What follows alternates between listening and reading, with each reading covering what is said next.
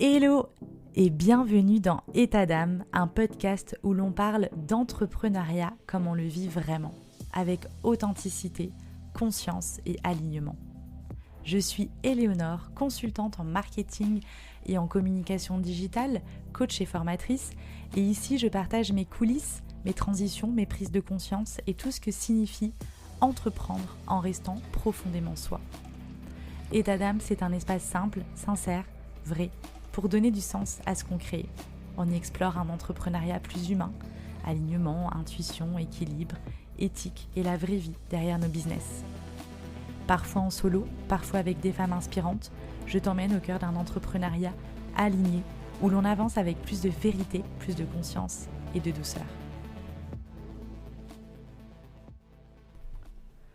Hello, je suis ravie de vous retrouver pour ce nouvel épisode. Aujourd'hui, j'avais envie de vous partager le bilan de mon année. Pas forcément pour parler de moi, mais juste pour vous donner envie de faire le vôtre aussi. Parce que je suis convaincue d'une chose, c'est que prendre le temps de faire un bilan, c'est un des actes les plus puissants qu'on puisse poser en tant qu'entrepreneur.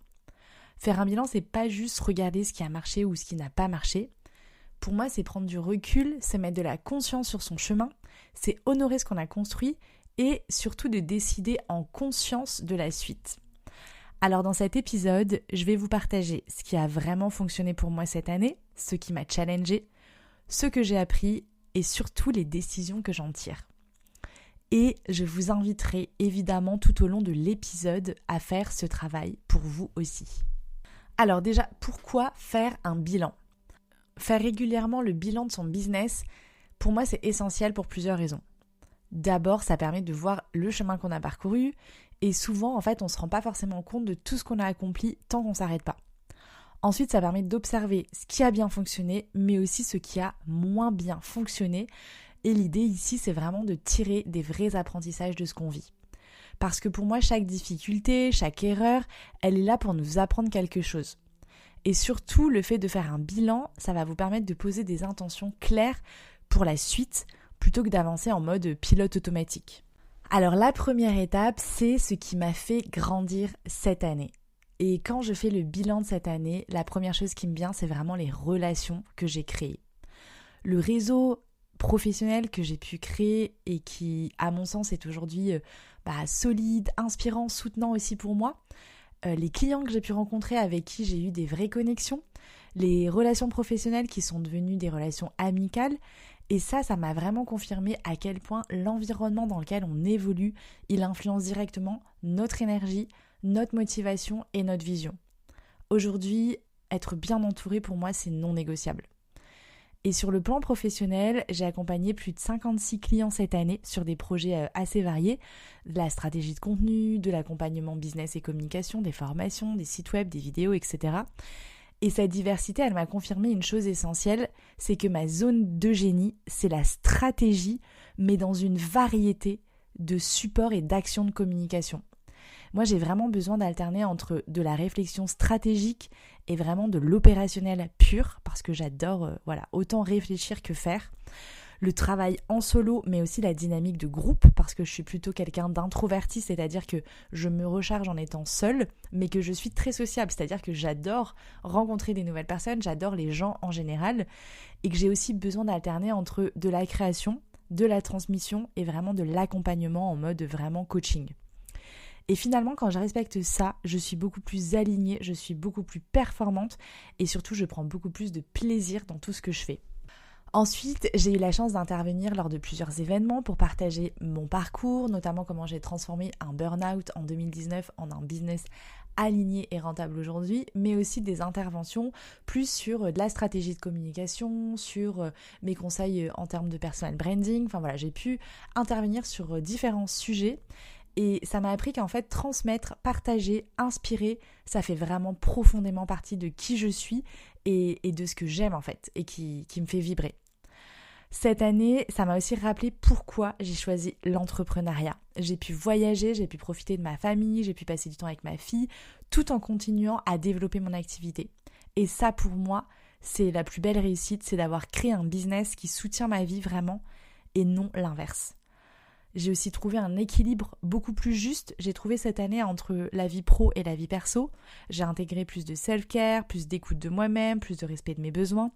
Et j'ai réalisé encore une fois une chose essentielle, c'est que prendre soin de soi, c'est pas un luxe, c'est une vraie stratégie sur le long terme.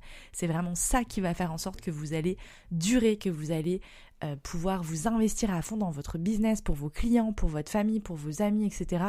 Vous êtes votre priorité. Et ça, je cesserai jamais de le répéter. Mais cette année encore, ça m'a vraiment fait réaliser à quel point prendre soin de soi, ça doit être la priorité numéro 1 pour tout le monde, mais encore plus pour les entrepreneurs. Et cette année, ça a aussi été une réussite financière avec plus de 115 000 euros de chiffre d'affaires. Ça me fait une augmentation de 15%, on va dire, de chiffre d'affaires. Donc, je trouve que c'est super chouette. Et j'ai une clientèle qui est désormais majoritairement en France avec une belle stabilité de mes clients en France. Et du coup, je me dis qu'en même pas 2 ans, c'est un super switch que j'ai pu faire en fait entre mon business en Nouvelle-Calédonie et mon business en France. Mais au-delà des chiffres, ce qui compte le plus pour moi, c'est vraiment le fait que 6 ans après, parce que ça fait déjà bientôt 6 ans que j'ai créé Authentique Communication, je sens que je suis toujours profondément passionnée par ce que je fais, que j'y mets toujours autant de cœur, que j'ai toujours autant de plaisir à accompagner mes clients, à créer des nouvelles offres, à créer des nouveaux contenus. Enfin vraiment, pour le coup, ça, au-delà des chiffres et du financier, même si évidemment que c'est important de pouvoir bien gagner sa vie de son activité grâce à son activité, mais faites-le en prenant du plaisir. Et ça, pour moi, c'est vraiment ce que je trouve le plus important, c'est de pouvoir créer, générer de l'argent, accompagner des clients, leur apporter de la valeur et surtout prendre du plaisir dans ce qu'on fait, parce que c'est là où, pour moi, on est vraiment les meilleures personnes pour accompagner d'autres entrepreneurs, d'autres entreprises. Plus on prend du plaisir dans ce qu'on fait et plus on va réussir en fait à créer quelque chose de puissant, de grand, et ça vraiment c'est quelque chose que j'ai encore une fois pris conscience cette année. Maintenant, je vais vous parler de ce qui m'a challengée et surtout de ce que j'en ai appris, parce que évidemment tout n'a pas été fluide entièrement. Et c'est là que le bilan il devient vraiment intéressant. Par exemple, j'ai réalisé que je disais encore parfois oui à des missions qui ne vibraient pas à 100%, par habitude, par envie de faire plaisir, et je me suis rendu compte à chaque fois que le résultat était le même, de la fatigue, de la frustration, moins de plaisir. Et la leçon pour moi, elle est vraiment claire.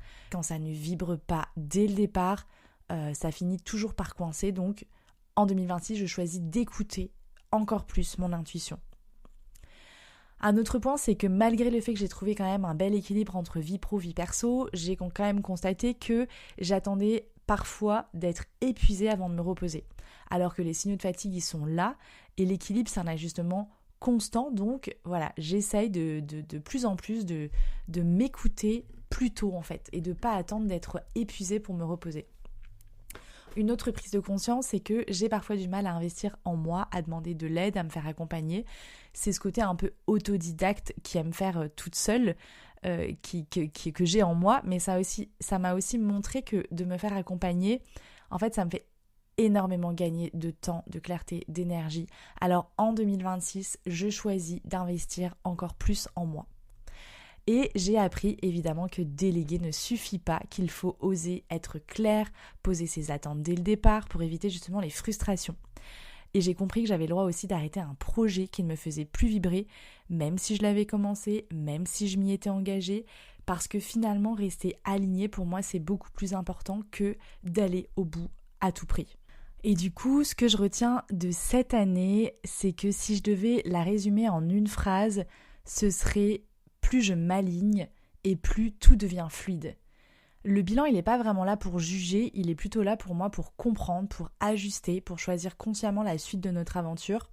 Et d'ailleurs, je vous ferai un autre épisode vraiment dédié aux intentions, à la stratégie pour 2026, parce que pour moi, faire son bilan, c'est vraiment le point de départ idéal pour justement aller créer la suite. Et maintenant que je vous ai partagé mon bilan de l'année, maintenant j'aimerais vous proposer quelque chose, c'est-à-dire pas juste d'écouter, mais aussi de prendre un moment pour vous. Du coup, si vous le pouvez, mettez cet épisode sur pause, prenez un carnet, une note sur votre téléphone, peu importe. L'idée, c'est pas de faire un bilan parfait. L'idée, c'est plutôt d'être honnête, de prendre du recul. Et pour ça, je vous ai préparé quelques questions pour vous guider. La première étape, c'est justement d'aller observer sans juger. Donc prenez d'abord un temps pour regarder l'année qui s'est passée, comme elle a été, et de vous demander qu'est-ce qui vous a vraiment nourri cette année, autant dans votre business que dans votre vie. Qu'est-ce qui vous a donné de l'énergie, de la joie, et à l'inverse, qu'est-ce qui vous a coûté plus que ça ne vous a apporté. Est-ce qu'il y a eu des situations, des missions, des relations qui vous ont vidé plutôt que nourri? Et juste, notez sans vous juger, juste pour observer en fait et poser les choses de façon factuelle. Deuxième point, à mon sens, c'est trop important d'honorer le chemin qu'on a parcouru parce qu'on a tendance à minimiser ce qu'on a accompli. Mais du coup, moi, je vous invite à aller vous demander justement de quoi est-ce que vous êtes fiers cette année. Quelle victoire, petite ou grande, est-ce que vous méritez de reconnaître? Est-ce que vous êtes différent aujourd'hui par rapport à il y a un an? Et vous êtes forcément différent, donc réfléchissez en quoi. Et est-ce que vous avez appris des choses sur vous, sur votre façon de travailler, sur vos besoins? Et prenez le temps de ressentir en fait cette fierté, de se dire j'ai vécu tout ça, j'ai réalisé tout ça, j'ai appris plein de choses. Et en fait, ça fait de vous quelqu'un de meilleur qu'hier, et c'est ça le plus important. C'est pas de se comparer à d'autres personnes, à plus grand que soi, etc. C'est toujours de se comparer à soi-même, et ça c'est le plus important. Et maintenant, la troisième étape, ça va être justement d'aller identifier où est-ce que vous êtes désaligné, et c'est là que souvent les choses elles deviennent un peu plus claires. C'est de se demander est-ce qu'il y a des moments où vous avez dit oui alors que vous pensiez non? Est-ce qu'il y a des choses que vous avez tolérées par habitude ou par peur? Est-ce qu'il y a des décisions que vous avez prises qui en fait finalement ne sont plus vraiment alignées avec la personne que vous êtes devenue cette année? Et est-ce qu'il y a des moments où vous avez senti de la frustration, du manque de sens ou vraiment de la lourdeur, quelque chose que vous n'avez pas envie de faire? Et là, ces réponses, elles sont ultra précieuses parce qu'en fait, ça va vous permettre de savoir qu'est-ce que vous voulez garder pour 2026 et qu'est-ce que vous voulez lâcher. Parce que le bilan, du coup, c'est aussi le moment de libérer de l'espace. Et là, je vous invite à vous demander qu'est-ce que vous sentez qu'il est temps de lâcher? Est-ce qu'il y a des habitudes, des offres, des projets, des façons de faire qui ne vous ressemblent plus? Et qu'est-ce que vous êtes prêt à arrêter pour vous sentir plus aligné avec la personne que vous êtes aujourd'hui? Parce que lâcher, c'est pas échouer, c'est juste évoluer, faire de la place, créer de l'espace pour ce qui est plus aligné pour vous, pour la personne que vous êtes devenue en une année, parce qu'une année en fait c'est énorme, on vit des transformations profondes, et surtout en cette année 9, si vous suivez un peu l'astrologie, etc., 2025 c'est une année 9, c'est-à-dire que c'est la fin d'un cycle, et 2026 c'est une année 1, donc une nouvelle année pour créer les nouveaux projets, planter on va dire les petites graines pour les prochaines années qui arrivent. Donc c'est encore plus important en cette fin d'année 2025 de poser ce que vous voulez lâcher pour faire de l'espace pour ce que vous voulez créer pour cette nouvelle année, ce nouveau cycle qui arrive. Et du coup, on va dire la prochaine étape, ça va être justement d'aller regarder vers l'avant, de vous demander qu'est-ce que vous avez envie de créer, comment vous avez envie de vous sentir dans votre vie, dans votre business l'année prochaine. Qu'est-ce que vous avez envie de faire plus, de faire moins ou de faire différemment tout simplement? Quelle version de vous avez envie d'incarner? Et qu'est-ce que vous aimeriez oser faire même si au fond ça vous fait un petit peu peur? Et là l'idée c'est vraiment de laisser venir les réponses sans se censurer, sans se dire d'office « Ah non mais de toute façon ça sert à rien que je pense à ça parce que pour moi c'est pas possible, etc. » Vraiment, laissez libre cours à votre imagination. Et la dernière étape, ça va être d'aller poser une intention claire pour terminer ce bilan en répondant à cette question simple mais plutôt puissante. C'est si vous deviez poser une seule intention pour la suite, ce serait laquelle? Pas forcément un objectif chiffré, juste une intention d'alignement. Vous n'avez pas besoin de tout résoudre maintenant et le simple fait de vous poser ces questions, ça met déjà de la conscience, de la clarté et du mouvement en fait dans votre fin d'année. Et souvent c'est de ça dont on a besoin pour avancer.